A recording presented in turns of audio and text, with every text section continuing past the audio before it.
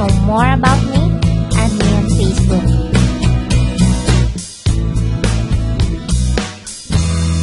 Encoding ng single account, example 1. Sa lahat ng encoding, itong pinaka-basic.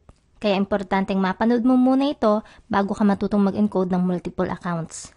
Bago tayo magsimula, gusto kong ipaalala na kapag nagrehistro bilang distributor ay may matatanggap na global package o yung tinatawag nating GP for short. Ang code na gagamitin sa encoding ay kasamang matatanggap once na nakapag-purchase na ng global package. I-scratch lang ang back part ng card para makita ang ID number at security PIN. Importante ito kasi hindi mo magagawang encoding nang wala yan. Ang bawat global package ay may katumbas na 1 card of code. Kung ilan ang GP na binili mo, yun din ang katumbas ng code na matatanggap mo. Kung bumili ka ng isang global package, isang card of code. Kung 3 GP, 3 code din.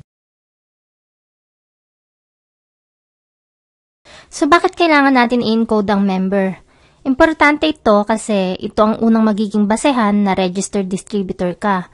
At pangalawa, bilang distributor, isa sa mga benefits mo ang magkaroon ng webpage or data tracking center kung saan mamomonitor mo online lahat ng transactions mo. Kasama na dyan ng points, available balance, commissions, recruitment, encashment, list of members, at lahat-lahat na. Ang bawat miyembro na magiging ganap na distributor ng Alliance in Motion Global ay may kanya-kanyang webpage. Para masimulan mo ang encoding, mag-login ka muna sa iyong data tracking center at i-check kung saan mo gustong ipwesto ang new member.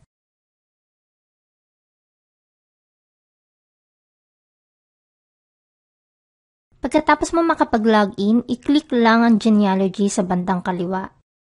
Dito mo malalaman kung saan mo ba siya dapat ipwesto. Meron tayong tinatawag na left force at right force. Or sabihin na lang nating left leg at right leg. Kung mapapansin nyo dito sa sample webpage natin, wala pa itong member. Kaya kung sa right leg man ilagay or sa left leg, okay lang. Dalawa lang ang pwede mong pagpilian, dito sa number 2 or sa number 3. Hindi mo siya pwedeng ilagay sa 4, 5, 6, 7, or kahit anong number na nasa ibaba dahil kailangan mo nang ma-okay pa yung position na nasa taas nito. Gusto kong ipaalala na yung numbers dito ay guide lang at hindi mo naman kailangang sundin ang mismong pagkakasunod-sunod. Ang mahalaga mo lang titingnan ay yung walang malaktawan na position sa taas. Anong ibig kong sabihin? Okay, halimbawa, ipagpalagay natin na meron na siyang members dito sa 2 at 3. Pwede na tayo ngayon mag-encode sa 7 or dito sa 6, pwede din kasi occupied na yung position sa taas. So, hindi lang dito sa number 4 ang option mo. Pwede rin dito sa number 5 kung gusto mo. Okay po? Okay, ilagay natin ang new member sa left leg dito sa number 2. At isulat sa papel ang iyong ID number na makikita mo dito sa bandang ibaba dahil gagamitin natin ito mamaya sa encoding. Then, pwede ka na mag-log out sa webpage. Pwede mo na ngayon i-click ang register button at i-type ang lahat ng personal information ng bago mong miyembro.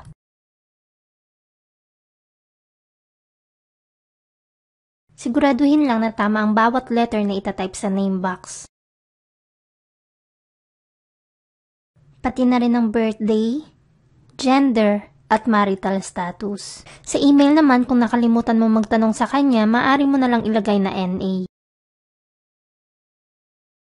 Dito naman sa placement information, may nakalagay na sponsor ID at upline ID. Pag sinabing sponsor ID, yung ID number ng taong nag-invite. Pag sinabi namang upline ID, yung ID number ng member na susundan sa line. Nabanggit ko kanina na dito sa sample webpage natin wala pa itong member. Kaya ID number niya ang ilalagay sa sponsor ID at ganun din sa upline ID. Kasi wala pang ibang susundan sa line kundi siya din.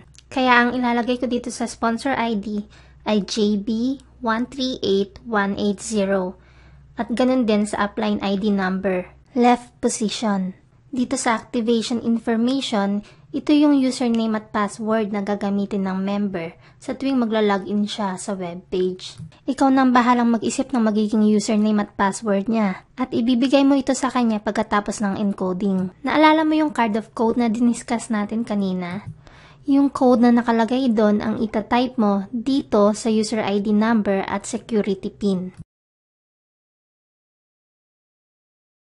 Pagkatapos niyan, bago mo i-click ang save, siguraduhin mo muna na lahat ng information na tinype mo ay tama. Then, click save.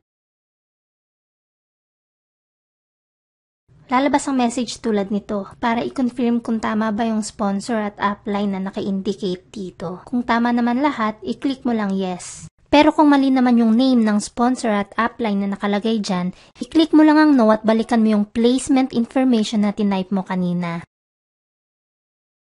Kapag lumabas na ang message tulad nito, ibig sabihin successful ang encoding na ginawa mo.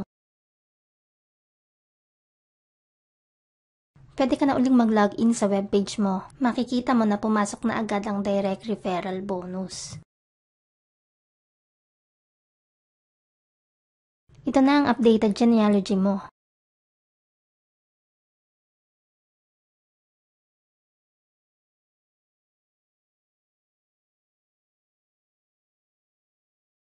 Sana magamit mo ang natutunan sa video na to at huwag mong kalimutan i-share sa akin ang first encoding experience mo.